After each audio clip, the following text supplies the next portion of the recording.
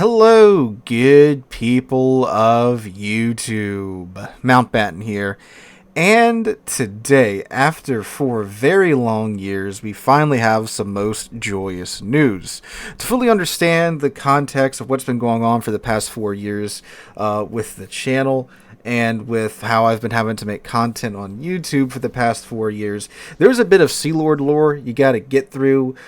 Just check out the timeline down below. If you're up to date, if you know what this is all about, you can just go ahead and skip to the next section. But for those of you that are some newer viewers here that haven't been around since 2020, we got a bit of backstory to get through and all of this jazz. So, on this channel, of course, I primarily cover Warships along with some other games or some of my other hobbies, be it cars or firearms or whatever I'm into at the moment. Part of what I do in terms of the Warships content is we occasionally, usually at the rate of once a year, do a cinematic video, usually recreating some World War II era naval battle. We've done 4 of these so far. The first one was Operation Ranubung, which was the, of course, battle between the Bismarck and the Hood, and the subsequent hunt for Bismarck and the sinking of the Bismarck. The next one was Taffy 3, covering the Battle of Samar and Johnston's charge against the Yamato. And then we did Battle of the North Cape, which did with the Battle, of the North Cape and the subsequent sinking of the Scharnhorst. Then we came back around and did a remastered version of Ranubung, if you will, where we did the Hunt for Bismarck and the new graphics, new lighting, new water physics engine that have been added to the game since the original Operation Ranubung. Well, you see, these cinematic videos are pretty difficult to pull off. Why? Because you gotta get 20 dudes in a training room together. You gotta go through and literally recreate the battles in Warships using the tactics and positioning and try to get everything to happen as it happened in real life in a video game setting. You know, it's like a big old long process of getting, again, 20 guys together. You try to knock it all out in a couple of nights and like 4-hour sessions. Then you have to go back and do reshoots and stuff. So it's a lot, right? In order to get people interested in these videos, because it's obviously a lot of work, I would have, obviously liked not only my work, but also the work that the 20 other fellows that, give their time up to do this. I like for that to be appreciated, right? So before these cinematic videos come out, I typically release a trailer or a teaser trailer for these videos, like 2, 3, 4 weeks out from the planned release date of the full video. We did that for every single one with the exception of Battle of the North Cape, because that one I was just super busy and didn't really have time to get one of those together for Battle of the North Cape. But anyway, for the first one, for Operation Ranubung, before I even thought about making a trailer for the release of the full cinematic video, I just made a little sample of what I was going for, because it's the first one of these I've ever done. I got in a training room with a Bismarck and a bot Prince Eugen, had them sail around for a bit, was playing around with the free camera in the training room, getting some cinematic shots of those ships in the training room, and then took it, edited it, put Sabaton's Bismarck over it, which everyone wants to see in a cinematic video, but I do not have the money to buy the rights to, or the license, I should say, to that song. So, yeah, but I did it for that because, who cares if it's copyright claimed? It's just kind of a proof of concept video.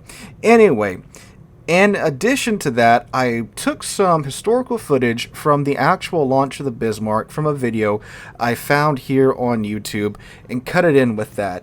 It's some propaganda footage coming out of Germany, obviously, at the time of the launch of the Bismarck. It's from the BBC. There's a narrator speaking in English talking about how the Bismarck is the fastest European battleship afloat now, with the exception of the Prince of Wales, the upcoming Prince of Wales, well, the King George V class. I believe they say the Prince of Wales by name in that video, and the Hood.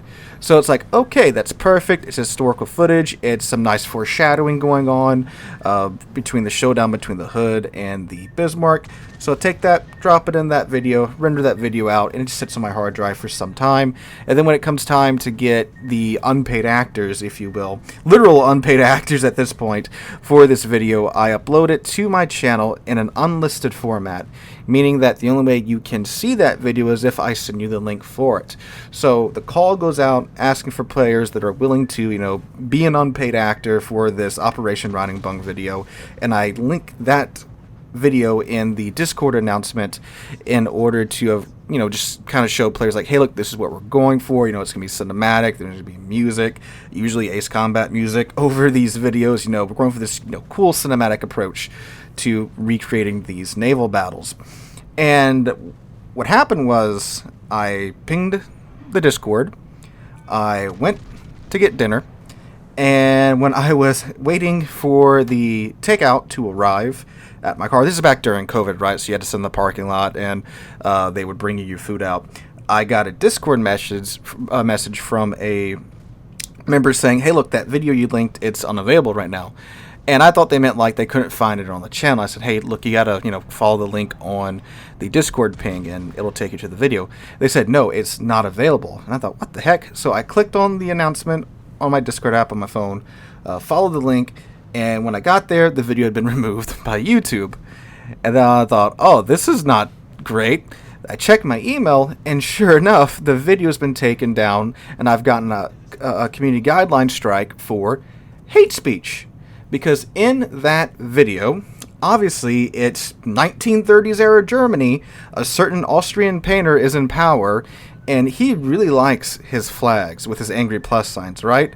So what happened was, when you upload a video to YouTube, a bot scans the first 2, 3, 4, 5 minutes of the video, usually pretty intently, to see if you've got anything that goes against the community guideline strike. Apparently, if it's past the 5-minute point in the video, it doesn't really matter, but I don't take that chance anyway.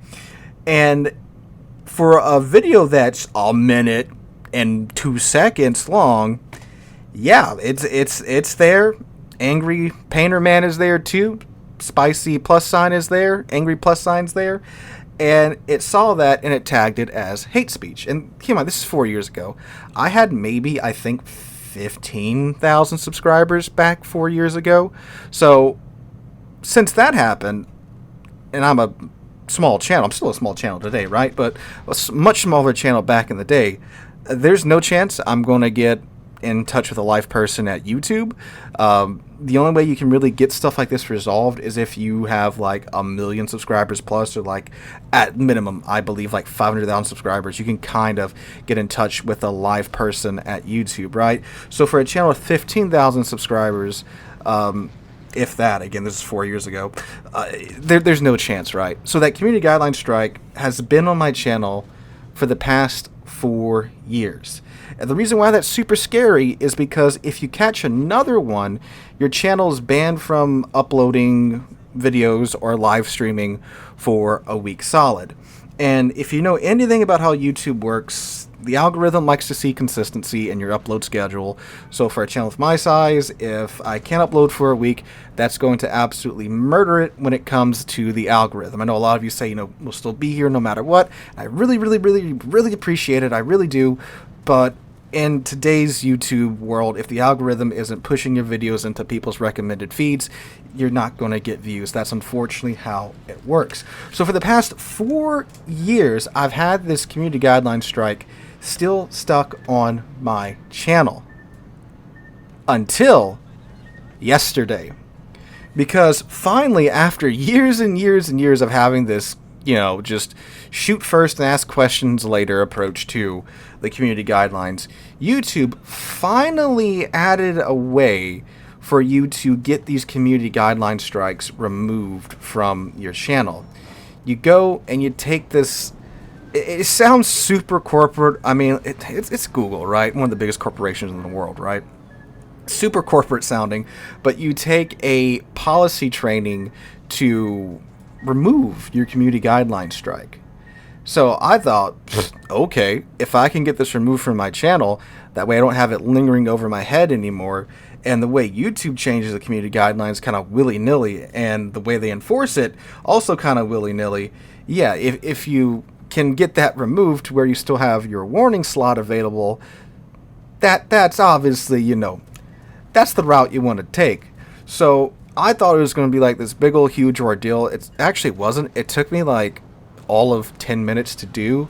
You just go through. It's a short series of like little video clips where they just kind of break down the guidelines for you. And since mine was on hate speech, well, I got to go through some hate speech training. That's right too. If I didn't tell y'all, it was a hate speech strike, right? So like I had to go through all this stuff talking about, oh, you can talk about political parties in this way but not this way. You can refer to a group of people in this manner and not this manner.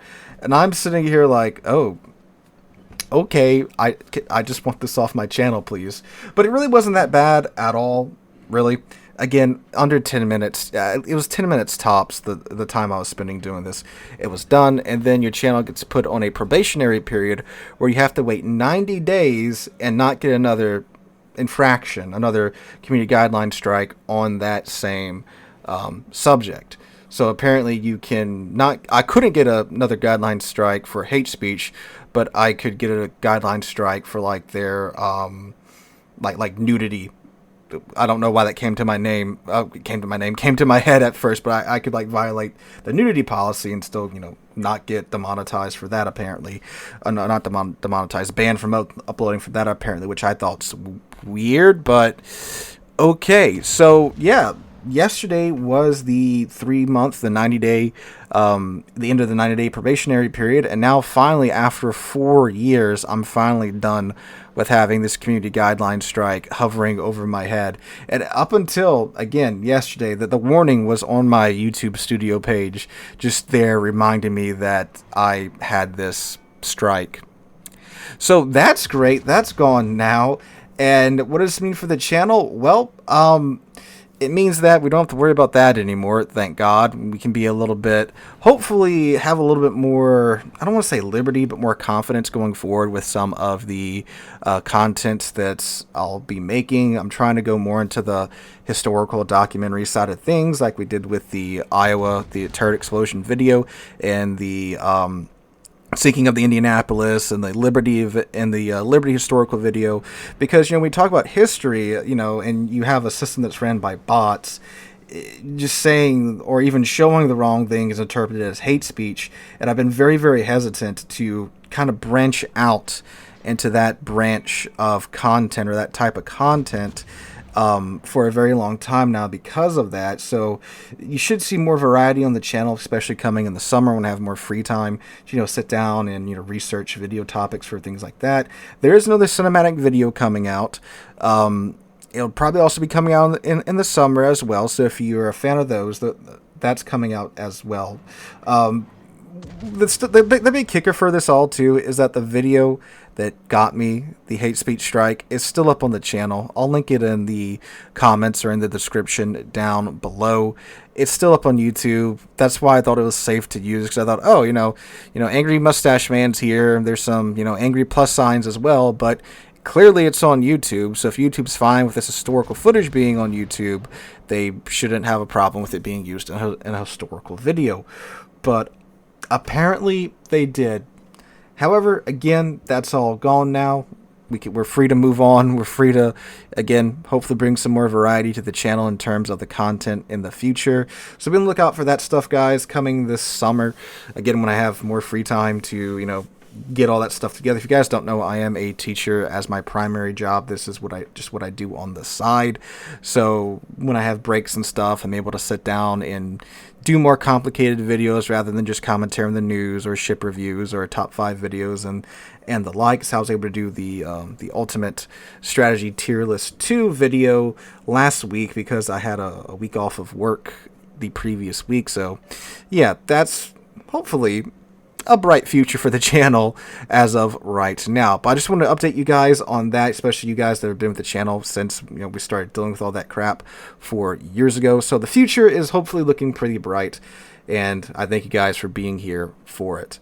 So, if you guys enjoyed this video, this update, make sure to drop a like, leave a comment, subscribe to the channel. We'll be back to our normal, full-on Warships coverage starting tomorrow. Just wanted to get this update video out there for, again, you guys that have been here for me through all that jazz. So, hope you guys enjoyed. Have a wonderful Tuesday. Have a wonderful rest of your week. Hope to catch you guys in the next one.